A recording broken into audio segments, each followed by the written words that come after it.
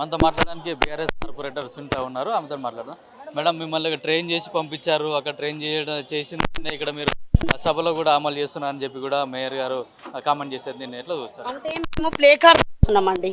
Main play cards తీసుకొచ్చే వరకు play కార్డ్స్కే భయపడుతుంది మేయర్ గారు. మేము ప్రతి ఒక్క ప్లే కార్డ్స్ ఇక చూడండి, ఇది చీర నిన్న రేవంత్ రెడ్డి గారు ఇచ్చిన చీర, దీని మీద కూడా గుర్తింపు కాంగ్రెస్ గుర్తింపు ఉన్నది. ప్రతి ఒక్క దాని మీద గుర్తింపు ఉన్నప్పుడు మరి ఈ ప్లే కార్డ్స్ తీసుకొని వచ్చినప్పుడు ప్రజలకు అవసరం పడేటియే కదా మేము తీసుకొచ్చేటి. మేమేం బాంబులు తీసుకొస్తలేం కదా లోపలికి కత్తారులు.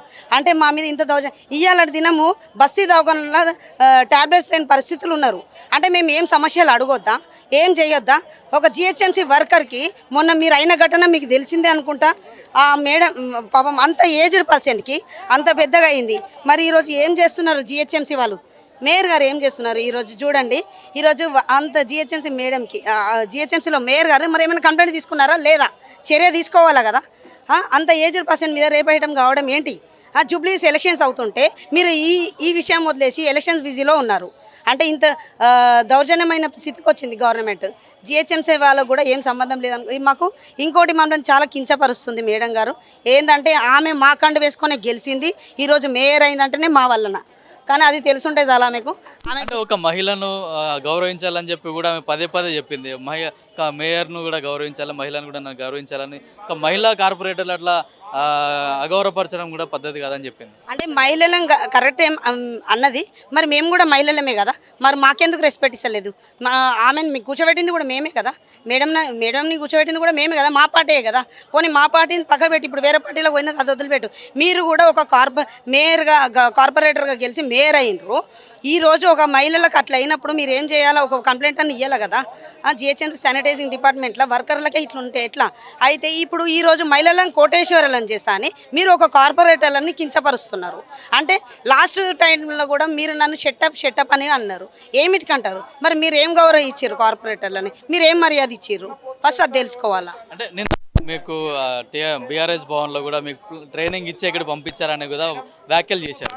ట్రైనింగ్ ఎందుకు ఇస్తారండి? మా కేటీఆర్ సార్ మాకేం ట్రైనింగ్ ఇవ్వలేదు. ట్రైనింగ్ ఏమిటికి ఇస్తారు? మేము చిన్న పిల్లలమా? అంటే భూమిల గురించి మాట్లాడినందుకు ఉన్నట్టు మాట్లాడిన గురించి ట్రైనింగ్ ఎందుకు ఇచ్చినట్టు? ఉన్నమాటనే కదా. ఆడ లక్షల కోట్ల విలువైనది ఈరోజు 1000 కోట్లకు అమ్ముకుంటున్నారు. ఏమిటికి అమ్ముకునే అవసరం ఏమొచ్చింది వాళ్ళకు? వాళ్ళ తిరుపతి రెడ్డికి ఏమొచ్చింది? మన రేవంత్ రెడ్డి వాళ్ళ తమ్ముళ్ళకి ఏం అవసరం? వాళ్ళ మినిస్టరే చెప్పిండు కదా సుధీర్ బాబు గారు. మరి చెప్పినప్పుడు మరి వాళ్ళకి ఏం అవసరం? మా జిహెచ్ఎంసీది చేసుకునే అంత ఇప్పుడు అంత పరిస్థితి ఏముందంటే పిల్లలకు కాలేజీలు కట్టండి, మీరు స్కూల్స్ కట్టండి, ఏమైనా కట్టండి, హాస్పిటల్స్ కట్టండి. అంతేగాని అమ్ముకోవడం ఏమిటికి? అంత తక్కువ అంటే 100కు 10 రూపాయలకు అమ్ముతున్నారు. అది కూడా వాళ్ళ అనుచరులనే తీసుకుంటున్నారు. కాబట్టి దాని మీద కూడా మేము అది ఒక తీర్పుకి వచ్చే వరకు మేము ఖండిస్తూనే ఉంటాము. మేము ధర్నా కూడా చేస్తూనే ఉంటాము. మీకు ఇప్పుడు 2 కోట్ల రూపాయలు కూడా మీకు ప్రతి డివిజన్ కోట్లు ఎవరు ఇవ్వలేదండి. జస్ట్ 1 కోటి రూపాయలు శాంక్షన్ ఇస్తున్నామని అన్నారు. ఆ 1 కోటి రూపాయలు కూడా మేము 2 గల్లీలలో పోతే 1 నిమిషంలో ఎగిరిపోతాయి ఆ 2 వర్క్స్ చేయడానికి. అంటే ఈ 2 ఏళ్లలో 2 కోట్లు అంటున్నారు కానీ 1 కోటి రూపాయలే. ఇంకొక కోటి కూడా వాళ్ళు ఇచ్చేది మినిస్టర్ గారంట. ఆ మినిస్టర్ గారు ఎప్పుడు రావాలా? పున్నం ప్రభాకర్ గారు ఎప్పుడు రావాలి, ఎప్పుడు ఇవ్వాలా? అదంతా వేస్ట్. ముంగట కోడిని చూపించి 2 కోట్లని చూపిస్తున్నారు అంతే. మీరు సమస్యల పట్ల మీరు హ్యాపీగా ఉన్నారా? మేమేం హ్యాపీగా లేమండి. మేము ఎందుకంటే ఎప్పుడు మాకు ఇప్పుడు మాకంటేనే ఒకటి పోలీసు వాళ్ళని గేరేస్తారు.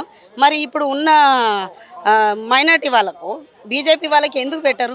మా బీఆర్ఎస్లో ఉండి ఆమె టికెట్ తీసుకొని ఆడ కూర్చొని మా మీద ఎందుకు పగబట్టడం? అంటే మాకే ఉన్నారు మాస్టర్స్, వాళ్ళకి లేరా? ఈరోజు అంత గొడవ అయితే కూడా వాళ్ళకి రాలేదు కానీ మాకే వస్తున్నారు. అది ఒక అంటే ఆమెకు అహంకారం ఎప్పుడు పోతుంది అంటే ఈ గత ఎలక్షన్స్లో ఆమె మేయర్ కాదు, కార్పొరేటర్ కాదు, అది ఓడిపోతుంది కాబట్టి ఇక ఆమె మళ్ళీ విదేశాలకు వెళ్ళిపోతుందని మేము అనుకుంటున్నాం.